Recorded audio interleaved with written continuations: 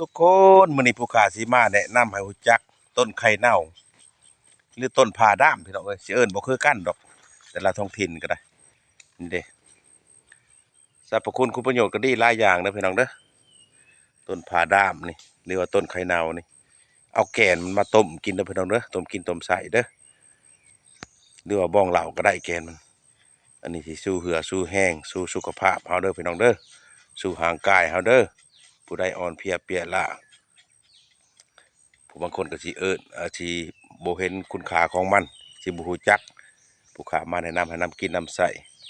ต้นไข่เน่าเอามาบ้องเหล้าก็ได้เอามาต้มกินต้มใส่ก็ได้ผู้ใดเหือแห้งอีหลองต่องแต่ง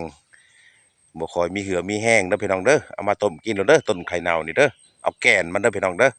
ผู้ข้ามาแนะนำให้นำกินนำใส่ถ้าว่ามีท้องถิ่นใดเอามาต้มกินโลดแก่นมันนี่เด้อพี่น้องเด้อ